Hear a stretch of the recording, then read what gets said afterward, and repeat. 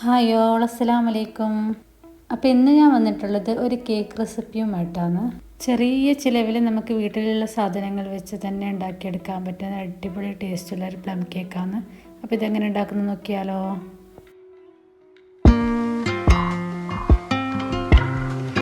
അതിനായിട്ട് നമുക്ക് ആദ്യം തന്നെ കാരമലൈസ് ചെയ്തെടുക്കണം. അതിന് വേണ്ടി ഒരു അരക്കപ്പ് പഞ്ചസാര ഇതുപോലെ ചൂടായ പാനിലേക്ക് ഇട്ട് കൊടുക്കാം. പഞ്ചസാര ഒന്ന് ഉരുകി വരുന്നത് വരെ ഹൈ ഫ്ലെയിമിൽ ഇട്ട് കൊടുക്കാം. ഉരുകുന്ന സമയത്ത് നമുക്ക് ലോ ഫ്ലെയിമിലേക്ക് മാറ്റി കൊടുക്കാം. അതിനുശേഷം നല്ലതുപോലെ ഇളക്കി കൊടുക്കാം. ഇനി പഞ്ചസാര ഒരു തരി പോലും ഇല്ലാത്ത രീതിയിൽ നല്ലതുപോലെ മെൽറ്റ് ചെയ്തിട്ടെടുക്കാം.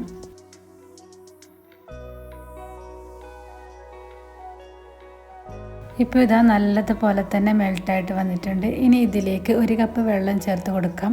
വെള്ളം ചേർത്ത് കൊടുക്കുമ്പോൾ കാരമലൊന്ന് കട്ടിയായിട്ട് വന്നു. പേടിക്കേണ്ട, അത് ഇതുപോലെ ഒന്ന് 2-3 മിനിറ്റ് ഒന്ന് ഇളക്കിക്കൊണ്ടേയിരിക്കാം. അപ്പോൾ തന്നെ അത് മെൽറ്റായിട്ട് വരും. ഇപ്പോൾ ഇതാ നല്ലതുപോലെ തന്നെ മെൽറ്റായിട്ട് വന്നിട്ടുണ്ട്. ഇനി ഇതിലേക്ക് നമുക്ക് ഡ്രൈ ഫ്രൂട്ട്സ് ചേർത്ത് കൊടുക്കാം. അതിനായിട്ട് ഞാനിവിടെ എടുത്തിരിക്കുന്നത് ടൂട്ടി ഫ്രൂട്ടിയും വൈറ്റ് കിസ്മിസുമാണ്. ഇതിനൊക്കെ ചെറിയ റേറ്റേ ഉള്ളൂ. അതൊരു 1/4 കപ്പിൽ അധികം ചേർത്ത് കൊടുക്കാം. ഇനി ഒരു 1/4 കപ്പോളം ചെറുതായി കട്ട് ചെയ്തതും കൂടി ചേർത്ത് കൊടുക്കാം. എന്നിട്ട് നല്ലതുപോലെ ഇളക്കി കൊടുക്കാം.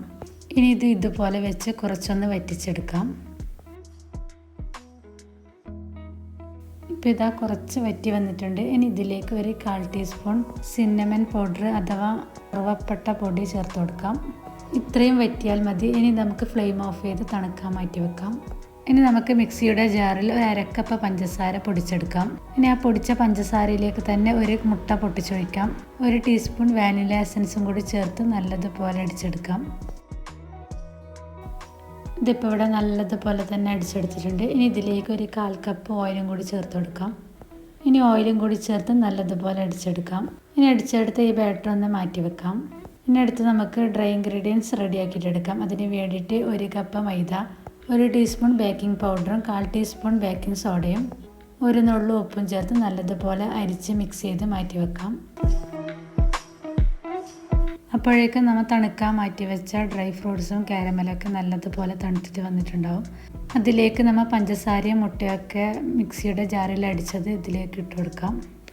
എന്നിട്ട് നല്ലതുപോലെ മിക്സ് ചെയ്ത് കൊടുക്കാം. ഇനി ഇതിലേക്ക് 1 നുള്ളു കറുവാപ്പട്ട പൊടിയും ചേർത്ത് നല്ലതുപോലെ മിക്സ് ചെയ്യാം. ഇനി നമ്മൾ മാറ്റി വെച്ച മൈദ മിക്സിലേക്ക് ഒരു 1/4 കപ്പോളം കാഷ്യൂനട്ട് ചേർത്ത് കൊടുക്കാം. എന്നിട്ട് നല്ലതുപോലെ മിക്സ് ചെയ്ത് ഈ ബാറ്ററിലേക്ക് തന്നെ നമുക്ക് ചേർത്ത് കൊടുക്കാം. ചേർത്ത് കൊടുക്കുമ്പോൾ കുറേശ്ശെയായിട്ട് ചേർത്ത് കൊടുക്കാം. എന്നിട്ട് നല്ലതുപോലെ മിക്സ് ചെയ്ത് കൊടുക്കാം. ഈ കേക്ക് ബേക്ക് ചെയ്യുന്ന സമയത്ത് എൻ്റെ കയ്യിൽ നിന്ന് ചെറിയൊരു മിസ്റ്റേക്ക് സംഭവിച്ചിട്ടുണ്ട്.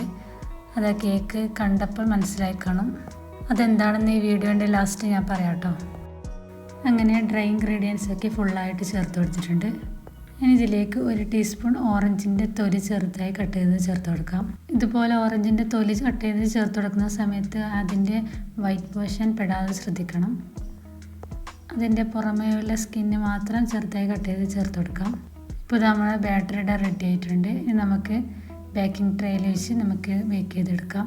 ഞാൻ ഇതുപോലെ ഒരു 6 ഇഞ്ചിൻ്റെ പാനിലേക്കാണ് ബാറ്റർ വെച്ച് ബേക്ക് ചെയ്യുന്നത്. സ്റ്റൗ ടോപ്പിൽ വെച്ചിട്ടാണ് ഞാൻ ബേക്ക് ചെയ്തിട്ടെടുക്കുന്നത്. ഇനി ഇതിൻ്റെ എയർ ബബിൾസൊക്കെ പോകാൻ വേണ്ടി ഇതുപോലെ ഒന്ന് ടാപ്പ് ചെയ്ത് കൊടുക്കാം.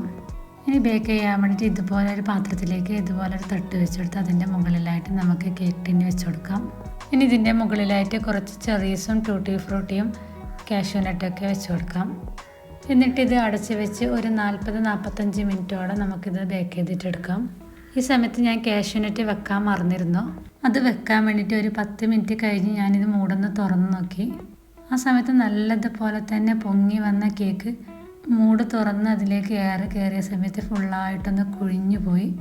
അപ്പം നിങ്ങൾ ഉണ്ടാക്കി നോക്കുമ്പോൾ കേക്ക് ഉണ്ടാക്കുമ്പോൾ ഒരിക്കലും ഇതുപോലെ തുറന്ന് നോക്കരുത് കേട്ടോ. 20 മിനിറ്റെങ്കിലും കഴിയാണ്ട് ഇതിൻ്റെ മൂടൊന്ന് തുറന്ന് നോക്കരുത്. അപ്പോൾ ഇതൊരു 45 മിനിറ്റ് കൊണ്ട് തന്നെ നല്ലതുപോലെ തന്നെ ബേക്കായിട്ട് വന്നിട്ടുണ്ട്. ഇപ്പോൾ ഇതാ കേക്ക് കണ്ടാൽ തന്നെ മനസ്സിലാവും ഇതിൻ്റെ നടുഭാഗം നല്ലതുപോലെ ഇങ്ങനെ കുഴിവ് വന്നിട്ടുണ്ട്. എന്നാലും ടേസ്റ്റിനൊന്നും ഒരു കുറവില്ല കേട്ടോ. അപ്പോൾ ചെറിയ പൈസ ഉണ്ടെങ്കിൽ നമുക്ക് സിമ്പിളായിട്ട് തന്നെ പ്ലം കേക്ക് ഉണ്ടാക്കിയെടുക്കാം. ഒരു 100 രൂപയുടെ അടുത്തൊക്കെയോ ഇതിന് ചിലവ് വന്നിട്ടുള്ളൂ. ചിലവ് കുറഞ്ഞ കേക്കാണെന്ന് വെച്ച് ടേസ്റ്റിനൊന്നും ഒരു കോംപ്രമൈസും ഇല്ല. നമ്മൾ കടയിൽ നിന്ന് വാങ്ങുന്ന പ്ലം കേക്കിൻ്റെ അതേ ടേസ്റ്റ് തന്നെയാണ്. അപ്പോൾ ഉണ്ടാക്കി നോക്കി നിങ്ങൾ ഫീഡ്ബാക്ക് പറയണേ. Thanks for watching.